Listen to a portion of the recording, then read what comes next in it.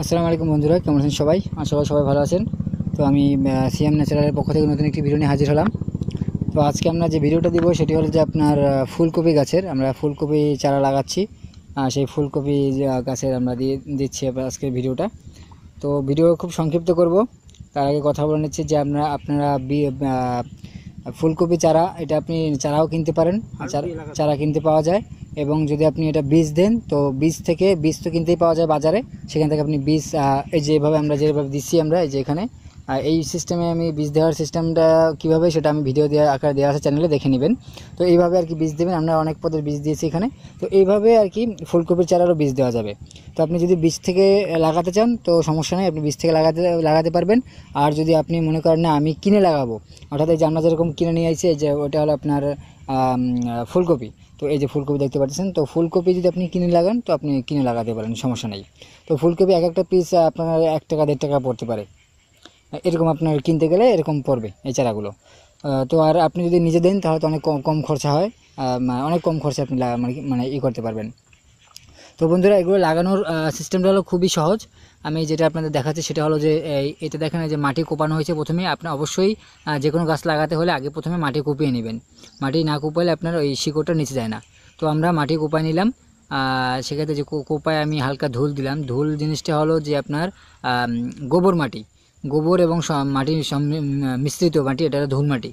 তো গোবরটা আবার সঙ্গে সঙ্গে মিশ্রে আমরা দিচ্ছি না, কারণ এটা আপনার গ্রামের সাইডে বেশি হয় গোবর, মানে ধুলটা। কারণ আপনার গোবর এক জায়গায় ফালায় রাখার পরে, ধরেন আপনি একটা মাটি গর্ত করলেন, করে আপনি গোবর ফালায় রাখলেন 1 থেকে 2 মাস, এর ভিতরে বা তারও বেশি সময়। এখান থেকে সেই যখন আপনার ওই গোবরগুলো পচে যাবে কিংবা গোবরগুলো আপনার কেঁচোতে খেয়ে যায়, দেন আপনার যে মাটিটা থাকে ওইটা হলো গোবর মাটি হয়ে যায় এবং ওটা খুব সার হিসেবে কাজ করে।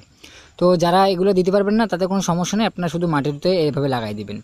লাগানোর সিস্টেমটা খুবই সহজ, দেখতে পারতেছেন যে আমরা কীভাবে লাগাইতেছি। একটু মাটি ফাঁকা করে দিয়ে একটু ধুল দিয়ে ব্যাস আমরা গাছটা আমরা লাগাই, মাটি দিয়ে আবার টেনে দিচ্ছি, ব্যাস সোজা করে দিচ্ছি আমরা। আর যদি আপনি লাগান টবে কিংবা আপনি ছাদে লাগাতে পারেন, কিংবা আপনি ইসে লাগাতে পারেন, ওই যে মাটিতে লাগাতে পারেন, বাড়ির আঙিনায় লাগাতে পারেন। সেক্ষেত্রে আপনি মাটি কোপায়ে প্রথমে মাটি কুপিয়ে নেবেন। অবশ্যই মাটি কোপালে ঝুরঝুরে মাটি হলে শিকড়টা নিচে যাবে। তো শিকড়টা নিচে যাওয়ার সাথে সাথে আপনি ওটাকে করবেন, শিকড়টা নিচে যাওয়ার সাথে সাথে মানে গাছটা ভালো হবে এবং ধরে যায় আর কি। নাহলে গাছটা কাইত হয়ে পড়ে যায় বা নষ্ট হয়ে যায়, অনেক ঝামেলা হয়। তো সেক্ষেত্রে আপনি এটা করতে পারেন, মাটি কোপায় নেবেন। মাটি কোপায় নেওয়ার পরে আপনি এইভাবে গাছগুলো লাগাবেন। লাগানোর মানে আপনাদের লাগানোর যেটা দেখালাম সেটা হলো খুবই সহজ। তো এই মাঝে মাঝে আমি দেখছেন মরিচও দিচ্ছি, কিন্তু এই একটা মরিচ, তারপরে ওই একটা মরিচ, তার মাথায় আমি টমেটো দিচ্ছি। টমেটো এগুলো সব আপনার হাইব্রিড জাত, মানে অর্থাৎ বড় জাত, এবং আপনার ফলন বেশি হবে। এগুলো হাইব্রিডে আপনি কিনতে পারেন, আপনি দেশিটাও কিনতে পারেন। তো এখন তো দেশিটা কেনে না, এখন বেশিরভাগই হাইব্রিড, কারণ বিক্রি করার জন্য হাইব্রিড হলো বেস্ট আর কি। কারণ আপনার অনেক ফসল হবে, এগুলো আপনি বিক্রি করতে পারবেন।